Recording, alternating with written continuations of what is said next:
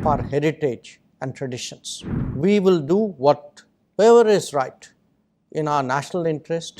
Bharat can never permit others to have a veto on its choices. Management, teachers and students of SIES institutions, friends, Namaskar.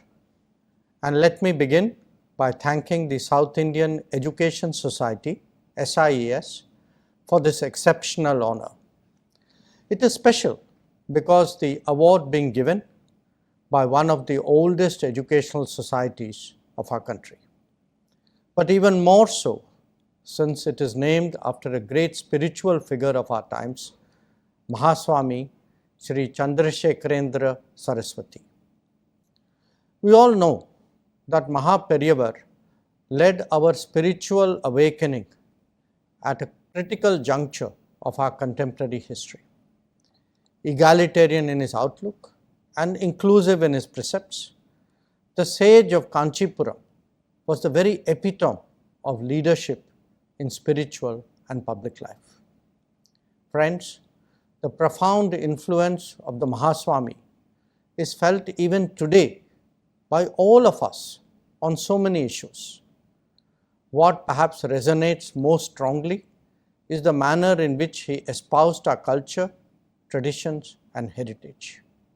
Let us not forget that he was one of the earliest to adopt Khadi in support of Mahatma Gandhi's call for Swadeshi.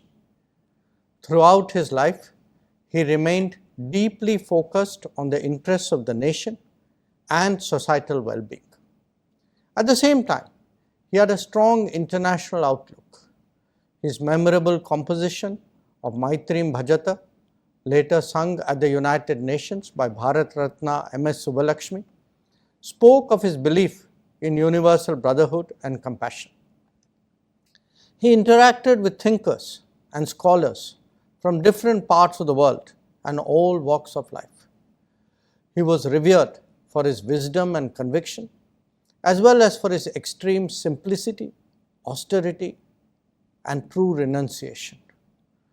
So, when I received Dr. Shankar's letter conveying the decision of the awards committee, I felt it was loaded with blessings and benediction of Mahaswami. Friends, whenever we contemplate the life and message of someone like Mahaperiyar, it is natural to reflect on the lessons that it may hold for us. Our nation and society are poised today at a crucial juncture. On the one hand, the last decade has demonstrated that we have the capabilities, the confidence, and most importantly, the commitment to advance development across broad fronts. We have shown that age-old problems of poverty, of discrimination, of lack of opportunity, all of them can indeed be addressed. On the global stage, we have established ourselves as an independent power, but one committed to global good, especially the well-being of the global South. At the same time, however, the constraints and limitations that have long been our bane still remain in play. There are viewpoints and ideologies which are more pessimistic, divisive, and even denigrating of ourselves. As a democratic polity and a pluralistic society, today as to the course the nation will take in the coming times.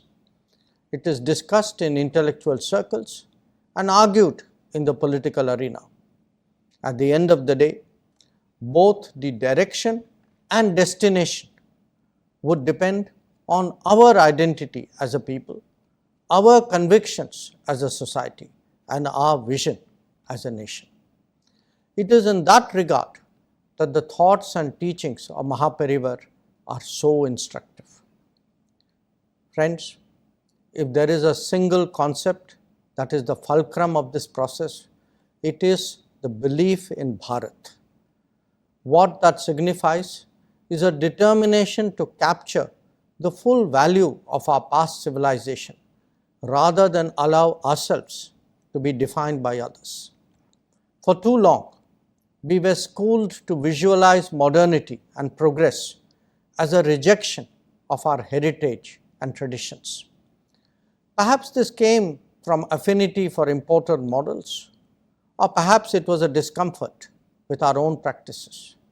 But now, as the deepening of democracy has thrown up more authentic voices in every domain, we are rediscovering ourselves.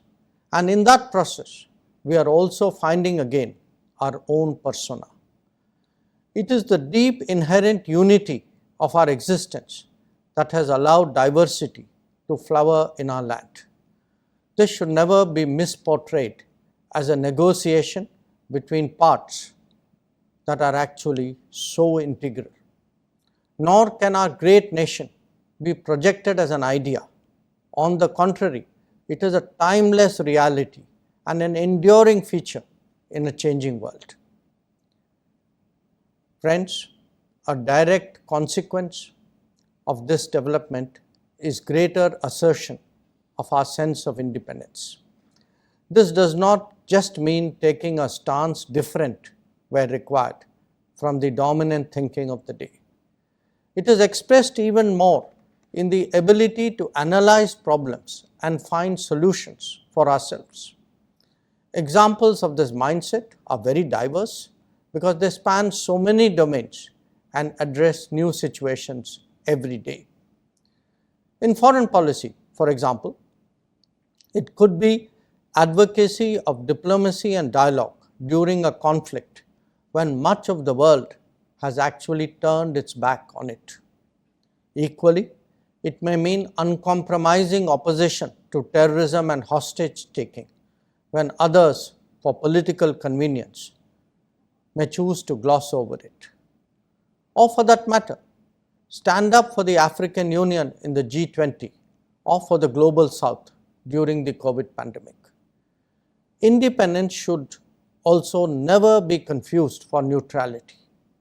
We will do whatever is right in our national interest and for global good without being intimidated to conform. In the final analysis, Bharat can never permit others to have a veto on its choices. Friends, we are an exceptional nation, and we are exceptional because we are a civilizational state.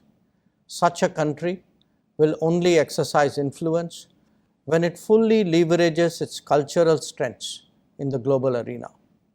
To do that, it is essential that we ourselves, and I refer here especially to the younger generation, we ourselves are fully aware of the value and significance of our heritage.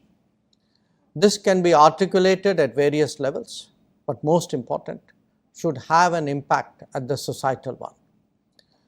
When we laud the Vishwakarmas, when we promote one district, one product, when we look at the revival of Sri Anna or popularize the practice of Ayurveda, there is a larger import to these endeavors. In the last decade, the most successful cultural initiative globally has been the International Day of Yoga. When Bharat is etched more deeply in global consciousness, its repercussions are truly profound. Indeed, in a world that is grappling with unhealthy habits, stressed lifestyles, or recurring climate events, there is much learning to be gained from our heritage. But the world will only know when we ourselves take pride in it. In an age of globalization, technology and tradition must march together in lockstep. Bharat will inevitably progress, but it must do so without losing its Bharatiyata. Only then can we truly emerge as a leading power in a multipolar world.